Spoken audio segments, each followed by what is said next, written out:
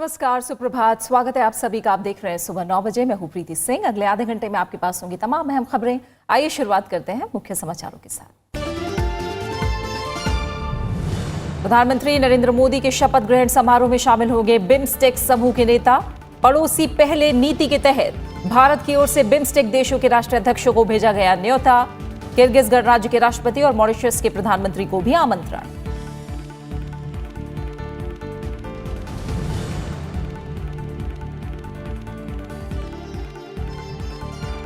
लोकसभा चुनाव में करारी शिकस्त के बाद आंतरिक संकट में कांग्रेस। इस्तीफे पर अड़े राहुल गांधी। अब तक 6 प्रदेश अध्यक्ष दे चुके हैं इस्तीफा। राजस्थान में मंत्री बोले तय हो हार की जवाबदेही। मुख्यमंत्री अशोक गहलोत ने कहा पार्टी हित में राहुल गांधी को संगठन और सरकार में बदलाव का अधिकार।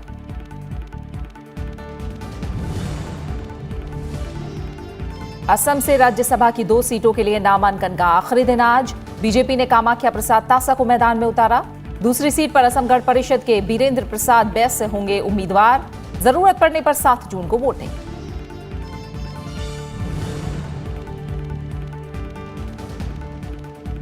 झारखंड के सरायकेला में नक्सलियों ने किया आईईडी धमाका। कोबरा और झारखंड पुलिस के 11 जवान जख्मी। एयरलिफ्ट कर रांची ले जाए गए सभी घायल। इलाके की घेराबंदी कर तलाशी अभियान जारी।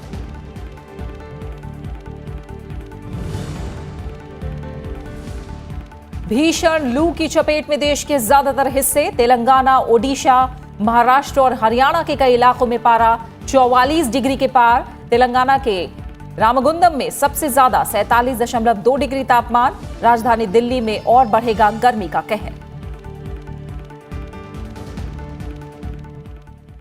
लोकसभा चुनाव में बीजेपी की ऐतिहासिक जीत के बाद अब प्रधानमंत्री नरेंद्र मोदी के शपथ ग्रहण की तैयारियां जोरों पर हैं। भारत की तरफ से 30 मई को होने वाले शपथ ग्रहण समारोह में शामिल होने के लिए बिम्स्टेक समूह के नेताओं को न्योता भेजा गया है। भारत की तरफ से यह निमंत्रण सरकार की नेबरहुड फर्स्ट नीति के आधार पर भेजा गया है। बिम्स्टेक बंगाल की खाड़ी से तटवर्ती या निकट देशों का एक अंतर्राष्ट्रीय आर्थिक सहयोग संगठन है जिसमें बांग्लादेश, म्यांमार, श्रीलंका, थाईलैंड और नेपाल शामिल हैं। इनके अलावा किर्गिज गणराज्य के राष्ट्रपति जो शंघाई सहयोग संगठन के वर्तमान अध्यक्ष हैं और मॉरिशस के प्रधानमंत्री प्रविंद्र जगन्नाथ को भी आमंत्रित किया गया है। प्रविंद्र जगन्नाथ इस साल के प्रवासी भारतीय दिवस में मुख्य अतिथि भी थे। हालांकि बांग्लादेश की तरफ से कहा गया है कि उनकी प्रधानमंत्री शेख हसीना 30 मई को होने वाले इस कार्यक्रम में शामिल नहीं हो पाएंगी क्योंकि उन्हें मंगलवार को 3 देशों की यात्रा पर रवाना होना है। बांग्लादेश की तरफ से उनकी कैबिनेट के सबसे वरिष्ठ मंत्री AKM मुजाम्मिल हक इस कार्यक्रम में शामिल होंगे। इससे पहले 2014 में अपने पहले कार्यकाल के लिए शपथ लेने के दौरान सार्क देशों के नेताओं को आमंत्रित किया गया था। प्रधानमंत्री नरेंद्र मोदी ने लोकसभा चुनाव जीतने के बाद कल वाराणसी पहुंचकर जनता का आभार जताया। उनके साथ बीजेपी अध्यक्ष अमित शाह भी मौजूद थे। काशी पहुंचने के बाद प्रधानमंत्री नरेंद्र मोदी ने सबसे पहले बाबा विश्वनाथ मंदिर गए जहां उन्होंने भगवान शिव की आराधना की। उसके बाद हस्तकला संकुल पहुंचकर बीजेपी के कार्यकर्ताओं को संबोधित किया। उत्तर प्रदेश के ये 14, 17 और 19 इन 3 चुनावों के योगदान को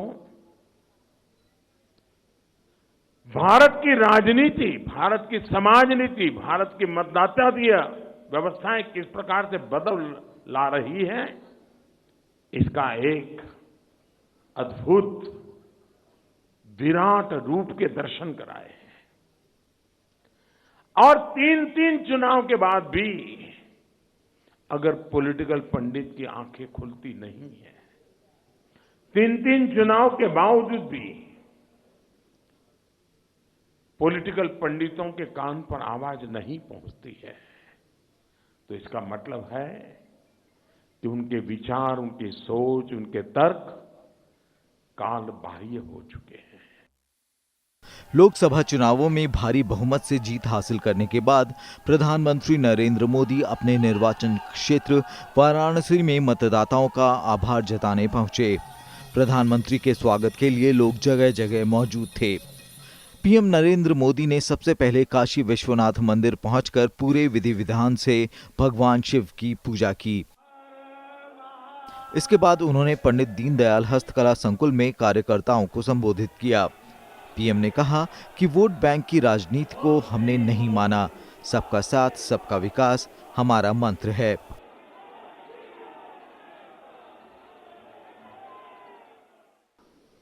ये हमारी निष्पक्ष सोच थी, निष्पक्ष सोच थी।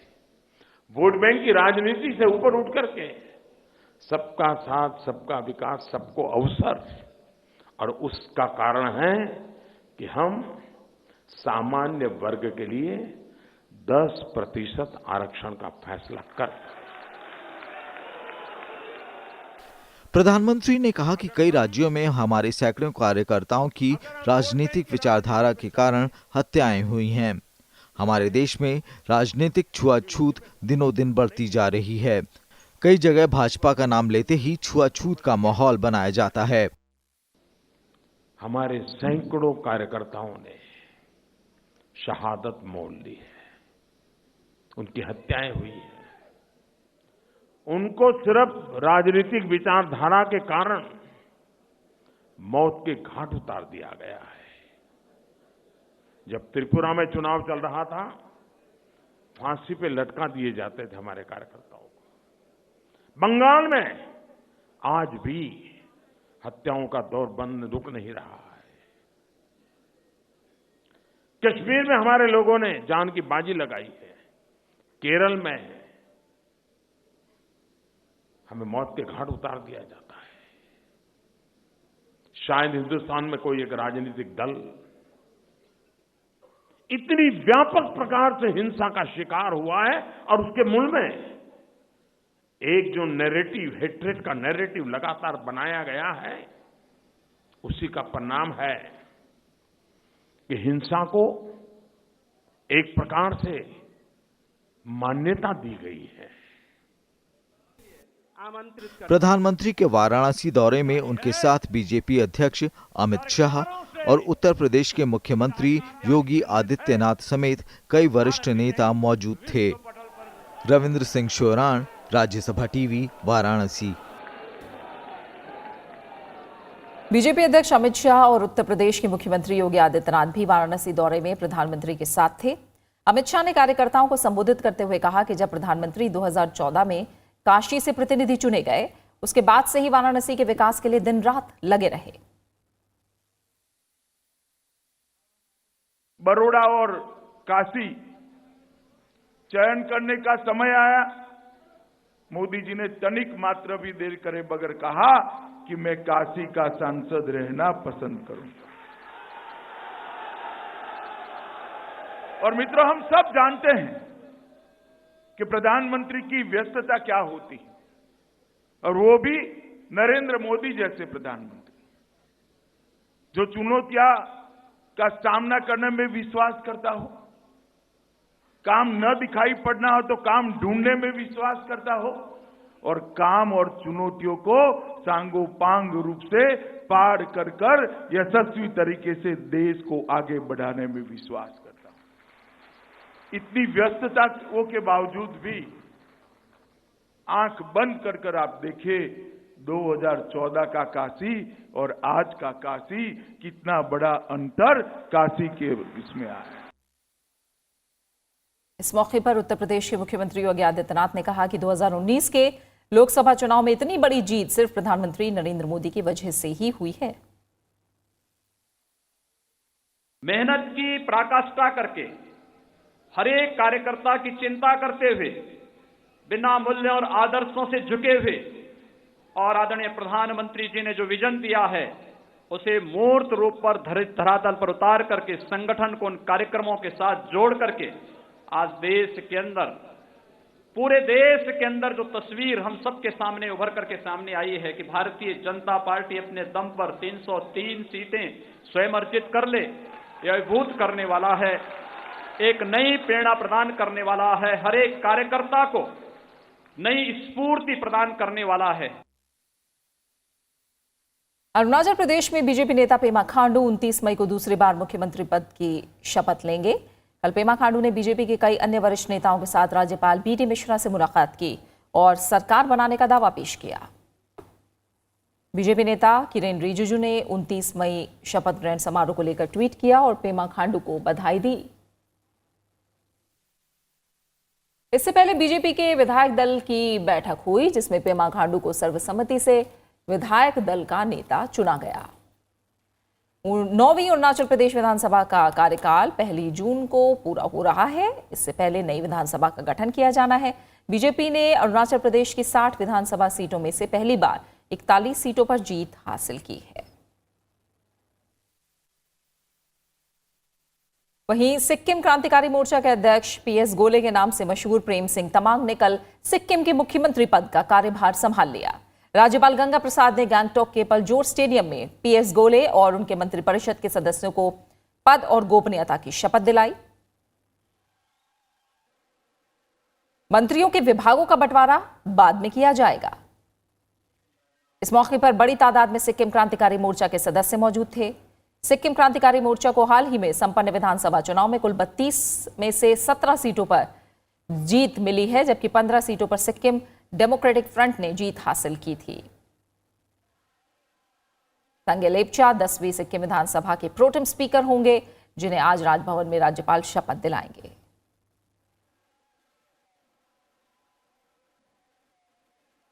सत्रहवीं लोकसभा के पहले संयुक्त सत्र को लेकर राज्यसभा और लोकसभा के महासचिवों के बीच कल अहम बैठक हुई। राज्यसभा के महासचिव देश दीपक वर्मा और लोकसभा की महासचिव स्नेहलता श्रीवास्तव के बीच हुई इस बैठक में संयुक्त सत्र से जुड़ी तैयारियों को लेकर चर्चा हुई। राष्ट्रपति रामनाथ कोविंद सत्र के पहले दिन संसद के दोनों सदनों की संयुक्त बैठक को संबोधित करेंगे और इसी दिन लोकसभा के अस्थायी अध्यक्ष की नियुक्ति भी की जा सकती है। लोकसभा अध्यक्ष के चुनाव से पहले अस्थायी अध्यक्ष नवनिर्वाचित सांसदों को पद की शपथ दिलाएंगे। दरअसल 16वीं लोकसभा का विघटन हो चुका है और 17वीं लोकसभा के लिए 30 मई को प्रधानमंत्री नरेंद्र मोदी और केंद्रीय मंत्रिपरिषद के अन्य सदस्यों को राष्ट्रपति भवन में शपथ दिलाई जाएगी। प्रधानमंत्री नरेंद्र मोदी का लगातार दूसरा कार्यकाल होगा। 17वीं लोकसभा का पहला सत्र अगले महीने की 6 से 15 तारीख तक होने की संभावना है। शुक्रवार को नए मंत्रिमंडल की पहली बैठक में पहले संसदीय सत्र की तारीख के बारे में फैसला लिया जा सकता है। राज्यसभा टीवी ने लोकसभा के लिए चुने गए कई सांसदों से मुलाकात की, जिसमें उन्होंने अपनी प्राथमिकताओं पर बात की। नवनिर्वाचित सांसदों से बात की हमारे संवाददाता मोहम्मद फातेह टीपू ने।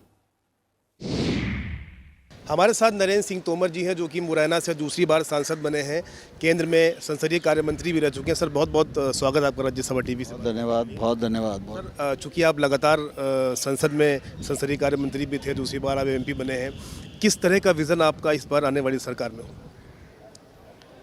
2019 का लोकसभा चुनाव पहले चुनावों से अलग हटकर था। इस चुनाव में अनुभव हुआ कि राजनीतिक दल को मतदाता को कन्विंस करने की ज़रूरत नहीं है। देश का मतदाता राष्ट्र उद्धार के लिए स्वयं योगदान करने के लिए उत्सुक है और मोदी जी को प्रधानमंत्री बनाने के लिए उत्सुक है। 2014 का चुनाव मोदी जी के नेतृत्व में हम लोगों ने लड़ा था और जीता था। 2014 से लेकर 2019 तक देश के अनेक नए आयामों को छुआ है मोदी जी के नेतृत्व में, और आने वाले 5 वर्षों में यह देश आगे बढ़े और दुनिया का नेतृत्व करने वाला राष्ट्र बने, इस क्षमता का हिंदुस्तान बनाने के लिए भारत सरकार काम करेगी और गरीब पूरी तरह उन्मूलित हो जाए और गरीबी से भारत पूरी तरह मुक्त हो जाए, यह कोशिश भारत सरकार की रहेगी। 2014 में आपकी सरकार का नारा था सबका साथ सबका विकास। 19 में नारा है सबका साथ सबका विकास और सबका विश्वास। कैसे देखते हैं इसको आप? ये स्वाभाविक रूप से सबका साथ सबका विकास हमारा नारा था। 5 साल सरकार बनाने के बाद जनता ने जो विश्वास व्यक्त किया है, उसके कारण अब सबका साथ सबका विकास और सबका विश्वास ये नारा बना है। जब सबका विश्वास मिलता है तो जवाबदेही और बढ़ती है, इसलिए सरकार के ऊपर जवाबदारी और बढ़ी है, भाजपा कार्यकर्ता पर जवाबदारी बढ़ी है और प्रधानमंत्री नरेंद्र मोदी जी के नेतृत्व में हम सब मिलकर उस जवाबदारी को निर्वहन करेंगे, ऐसी मुझे पूरा विश्वास है। हमारे साथ लॉकेट चटर्जी जो कि पहली बार संसद में जीत करके आई हैं, वेस्ट बंगाल हुगली से बीजेपी से उम्मीदवार रही हैं, पहली बार नवनिर्वाचित सांसद हैं। मैम, बहुत बहुत स्वागत आपका राज्यसभा टीवी में। धन्यवाद। आप पहली बार संसद में चुन करके आई हैं, किन मुद्दों को ध्यान में रख करके आप संसद में जाएंगी, किस तरह के पॉइंट्स को आप मुद्दों को उठाएंगी संसद में? बंगाल में सबसे बड़ा प्रॉब्लम है, आप लोग पूरा के पूरा देश पूरा के पूरा देखा, वो जो जस्ट लास्ट इलेक्शन में जो हुआ है संतराश। मैं चाहती हूँ संतराश मुक्त बंगाल पहले होना चाहिए, उसके बाद इंडस्ट्री, उसके बाद एग्रीकल्चर का जो डेवलपमेंट होना चाहिए। हमारा जो इलाका है हुगली, उसमें सबसे ज़्यादा हिस्टोरिक प्लेस है सिंगूर। ममता बनर्जी का जो परिवर्तन हुआ था 2011 में, सिंगूर से ही हुआ था, लेकिन सिंगूर के लिए उन्होंने इंडस्ट्री को टाटा बाय बाय कर दिया था और उसके बाद उनको एग्रीकल्चर का डेवलपमेंट के लिए उन्होंने सिंगूर में आंदोलन किया था। लेकिन 2011 से 2019 तक सिंगूर में इंडस्ट्री भी नहीं है और एग्रीकल्चर का कुछ भी डेवलपमेंट नहीं है। मैं चाहती हूँ उधर इंडस्ट्री आए पश्चिम बंगाल में और एग्रीकल्चर का भी डेवलपमेंट होगा। हमारे साथ बीएसपी से सांसद श्याम सिंह यादव हैं, जो कि जौनपुर से पहली बार जीत करके संसद में पहुंचे हैं। सर, चूँकि पहली बार आप मेंबर ऑफ पार्लियामेंट बने हैं, किस तरह के मुद्दों को आप संसद में उठाएंगे?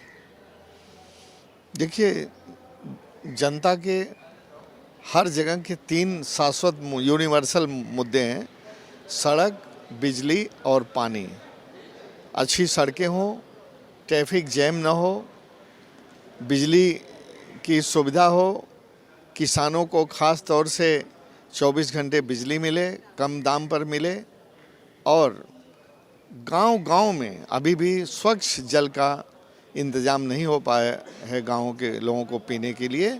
साफ और हाइजीनिक पानी पीने के लिए गांव को मिले, ये 3 तो विशेष मुद्दे हैं। नौजवानों को रोज़गार मिले और गरीबी को हम लोग मिल कर के दूर करें, आम जनता की लाइफ स्टाइल को सुधारने का प्रयास करें। और मैं चूँकि खेल से जुड़ा हूँ, इसलिए मैं प्रयास करूँगा कि जनपद जौनपुर में तथा आसपास के गांव के लड़के और लड़कों की बेहतरी के लिए हर तरह के खेल का विकास जनपद में करें, जिससे वो अपना भविष्य रोशन कर सकें। हमारे साथ छिंदवाड़ा से कांग्रेस सांसद नकुल नाथ हैं, जो कि पहली बार संसद में चुन करके आए हैं। नकुल साहब, बहुत बहुत स्वागत है आपका राज्यसभा टीवी में। बहुत बहुत धन्यवाद। किस तरह के मुद्दों को आप संसद में उठाएंगे, क्या विज़न है आपका? देखिए, आज मेरे चुनावी क्षेत्र में सबसे बड़ी समस्या बेरोज़गारी की है और बेरोज़गारी का मुद्दा पूरे देश भर में, मैंने देश भर का दौरा किया और बेरोज़गारी एक बहुत बड़ा मुद्दा है। तो मैं प्रधानमंत्री जी से रिक्वेस्ट करूंगा कि वो बेरोज़गारी के ऊपर ध्यान दें। ओवरऑल क्या विज़न है आपका? मतलब चूँकि मध्य प्रदेश से आप ताल्लुक़ रखते हैं, वहाँ छिंदवाड़ा से आप सांसद, छिंदवाड़ा में बहुत विकास हुआ है और जगहों की तुलना में। आपके पिताजी 8 बार सांसद रहे वहाँ से, तो आपका क्या ओवरऑल विज़न होगा? देखिए, मेरा विज़न मैं छिंदवाड़ा के लिए बोल सकता हूँ। मेरा विज़न छिंदवाड़ा के लिए कि नए उद्योग छिंदवाड़ा में लगे, जिससे हमारे नौजवानों को रोज़गार मिले। हमारे छिंदवाड़ा ज़िले में पानी की बड़ी समस्या है, तो मैं सिंचाई की ओर भी ध्यान दूंगा। और हमारा एक नया मेडिकल कॉलेज खुला है छिंदवाड़ा में, और मैं चाहता हूं कि पूरे मध्य भारत में छिंदवाड़ा एक मेडिकल हब के तौर पे जाना चाहिए। तो नकुल नाथ जी का साफ मानना है कि ये छिंदवाड़ा से चूँकि सांसद हैं, तो बेरोज़गारी एक अहम मुद्दा है, जिसके लिए ये संसद में मुद्दों को उठाएंगे और सर्वांगीण विकास के लिए काम करेंगे। कैमरामैन राज ठाकुर के साथ मोहम्मद फातेह टीपू, राज्यसभा टीवी, दिल्ली। राज्यसभा की 2 सीटों के लिए 7 जून को चुनाव होगा। उच्च सदन की 2 सीटों के लिए आज नामांकन की अंतिम तारीख है, जबकि 29 मई को जांच के बाद उम्मीदवार 31 मई तक नामांकन वापस ले सकेंगे और जरूरत पड़ने पर 7 जून को सुबह 9 बजे से शाम 4 बजे तक मतदान होगा। शाम 5 बजे से मतगणना की जाएगी। असम में राज्यसभा के चुनाव के लिए बीजेपी ने कामाख्या प्रसाद तासा को मैदान में उतारने का फैसला किया है। पार्टी के विधायक दल की कल गुवाहाटी में हुई बैठक में यह फैसला लिया गया। दूसरी सीट के लिए असम गण परिषद के उम्मीदवार पूर्व केंद्रीय मंत्री वीरेंद्र प्रसाद वैश्य उम्मीदवार होंगे। असम से 2 राज्यसभा सदस्यों पूर्व प्रधानमंत्री मनमोहन सिंह और संतियुस कुजूर का कार्यकाल पूरा होने के कारण 2 सीटें खाली हो रही हैं। इन दोनों सांसदों का कार्यकाल 14 जून को खत्म हो रहा है। और लोकसभा चुनाव में मिली हार के बाद कांग्रेस में इस्तीफों की झड़ी लगी है। एक के बाद एक पार्टी के कई प्रदेश अध्यक्षों ने पार्टी अध्यक्ष राहुल गांधी को अपने अपने इस्तीफे की पेशकश की। चुनाव में निराशाजनक प्रदर्शन के चलते पंजाब कांग्रेस के अध्यक्ष सुनील जाखड़ ने अपने पद से इस्तीफे की पेशकश की है। सुनील जाखड़ खुद पंजाब की गुरदासपुर लोकसभा सीट से कांग्रेस उम्मीदवार के तौर पर चुनाव मैदान में थे, लेकिन उन्हें बीजेपी प्रत्याशी सनी देओल के हाथों हार झेलनी पड़ी। सुनील जाखड़ से पहले झारखंड कांग्रेस के प्रदेश अध्यक्ष अजय कुमार ने भी राहुल गांधी के पास अपना इस्तीफा भेजा है। महाराष्ट्र कांग्रेस के अध्यक्ष अशोक चव्हाण, मध्य प्रदेश कांग्रेस के अध्यक्ष कमलनाथ, उत्तर प्रदेश कांग्रेस के अध्यक्ष राज बब्बर भी अपने पद से इस्तीफा देने की पेशकश कर चुके हैं। यहां तक कि खुद राहुल गांधी ने भी कांग्रेस वर्किंग कमेटी की बैठक में इस्तीफे की पेशकश की थी, लेकिन पार्टी की ओर से उनके इस्तीफे को खारिज कर दिया गया। सूत्रों के मुताबिक राहुल गांधी अपने इस्तीफे पर अभी भी अड़े हैं। इस बीच कांग्रेस की अगुवाई वाली राजस्थान सरकार के 2 मंत्रियों ने कहा है कि हार की जवाबदेही तय होनी चाहिए। वहीं मुख्यमंत्री अशोक गहलोत ने कहा कि पार्टी हित में राहुल गांधी को संगठन और सरकार में बदलाव का पूरा अधिकार है।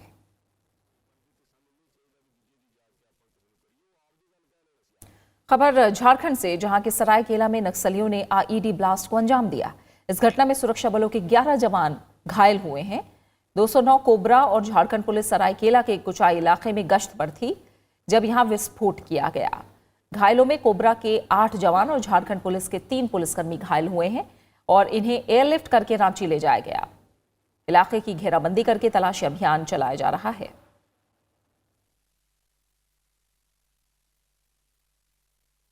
अमेरिका और जापान स्वतंत्र और खुले हिंद प्रशांत क्षेत्र के विचार को दृढ़तापूर्वक आगे बढ़ाने के लिए भारत, ऑस्ट्रेलिया, आसियान, ब्रिटेन और फ्रांस जैसे देशों के साथ मिलकर काम करेंगे।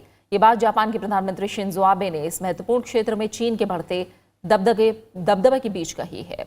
पिछले कुछ साल में ट्रंप प्रशासन के तहत स्वतंत्र और खुला हिंद प्रशांत क्षेत्र अमेरिका और जापान और क्षेत्र के दूसरे समान विचारधारा वाले राष्ट्रों के बीच संबंधों के महत्वपूर्ण आयाम के रूप में उभरा है। इन देशों का मानना है कि चीन की बढ़ती सैन्य ताकत और इसका आक्रामक व्यवहार क्षेत्र की स्वतंत्रता और खुलेपन के लिए खतरा है, जो हाल में वैश्विक व्यापार, आर्थिक गतिविधियों और समुद्री सुरक्षा के मुख्य केंद्र के रूप में उभरा है। आबे ने टोक्यो में राष्ट्रपति डोनाल्ड ट्रंप के साथ संयुक्त संवाददाता सम्मेलन में कहा कि हम दोनों देशों के साझा दृष्टिकोण को मूर्त रूप देने और सहयोग बढ़ाने के लिए एकजुट होकर काम करेंगे।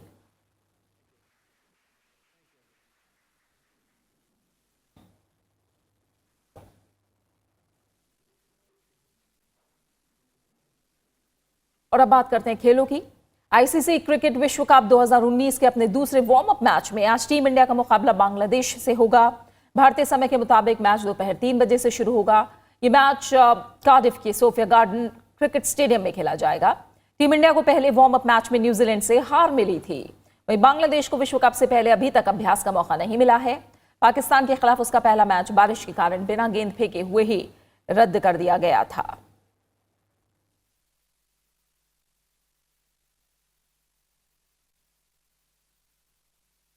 बात फ्रेंच ओपन की करते हैं। मौजूदा चैंपियन राफेल नडाल ने फ्रेंच ओपन टेनिस टूर्नामेंट में जोरदार आगाज किया, जबकि विश्व के नंबर 1 खिलाड़ी नोवाक जोकोविच ने भी पहले दौर में आसान जीत दर्ज की। राफेल नडाल ने शानदार प्रदर्शन करते हुए जर्मनी के यानिक हाफमैन को आसानी से 6-2, 6-1, 6-3 से हराया। नडाल का मुकाबला अब यानिक मार्टिन से होगा।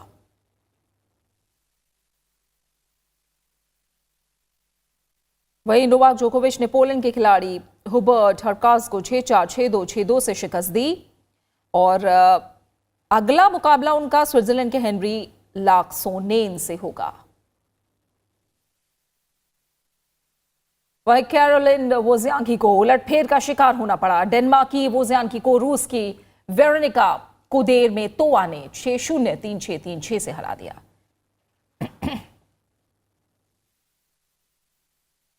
बात मौसम की, तो गर्मी के प्रकोप में इस समय देश के कई हिस्से दिखाई दे रहे हैं और गर्मी और लू का प्रकोप जारी है। तेलंगाना, उड़ीसा और हरियाणा में अधिकतम तापमान 40 डिग्री सेल्सियस को पार कर गया। तेलंगाना के रामगुंडम में इस मौसम का सबसे अधिक तापमान 47.2 डिग्री सेल्सियस दर्ज किया गया। मौसम विभाग के मुताबिक तेलंगाना के अलग अलग जगहों पर 31 मई तक लू चलने की संभावना है। 29 मई तक तेज हवाओं के साथ गरज के साथ छींटे पड़ने की भी संभावना है। रामगुंडम के बाद आदिलाबाद और नलगोंडा में अधिकतम तापमान 45.8 डिग्री सेल्सियस, निजामाबाद में 45.3, हैदराबाद में 42.5 डिग्री सेल्सियस तापमान दर्ज किया गया। तेलंगाना के कई हिस्सों में करीब 1 महीने से लू चल रही है। तापमान कई स्थानों पर 40 डिग्री सेल्सियस के पार चला गया है। वहीं राजधानी दिल्ली में भी मौसम गर्म और शुष्क बना है, जहां अधिकतम तापमान 41 डिग्री सेल्सियस से ज्यादा दर्ज किया गया। मौसम विभाग के मुताबिक अधिकतम तापमान 41.9 डिग्री सेल्सियस और न्यूनतम तापमान 25.4 डिग्री सेल्सियस दर्ज किया गया है। दिल्ली में तापमान बढ़ने का सिलसिला जारी रहेगा और ये 43 डिग्री सेल्सियस तक जा सकता है। ओडिशा में कम से कम 11 जगहों का तापमान 40 डिग्री सेल्सियस से अधिक रहा। मौसम विभाग के मुताबिक राज्य के पश्चिमी इलाकों में अगले 2 दिनों तक लू चलने की स्थिति रहेगी और लोगों को एहतियात बरतने की सलाह दी गई है। पश्चिम ओडिशा का सोनपुर राज्य का सबसे गर्म इलाका रहा। अधिकतम तापमान यहां 44.8 डिग्री सेल्सियस दर्ज किया गया। हरियाणा, पंजाब और चंडीगढ़ के अधिकतर स्थानों पर तापमान मौसम के सामान्य से अधिक बना रहा। हरियाणा के नारनौल में सर्वाधिक 44.3 डिग्री सेल्सियस तापमान दर्ज किया गया, जो औसत से 3 डिग्री अधिक है। वहीं हिसार में अधिकतम तापमान 41.1 डिग्री रहा। पंजाब के अमृतसर में 40.2 डिग्री और लुधियाना में 40.7 डिग्री अधिकतम तापमान रिकॉर्ड किया गया।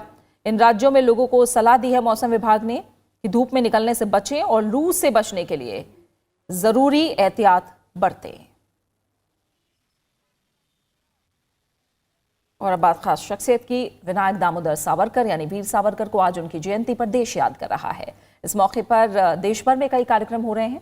अंग्रेजी सत्ता के खिलाफ स्वतंत्रता के लिए संघर्ष करने वाले वीर सावरकर का जन्म आज ही के दिन 1883 को नासिक के भगूर गांव में हुआ था। सावरकर भारत के पहले व्यक्ति थे जिन्होंने 1857 की लड़ाई को भारत का स्वाधीनता संग्राम बताते हुए लगभग 1000 पृष्ठों का इतिहास लिखा।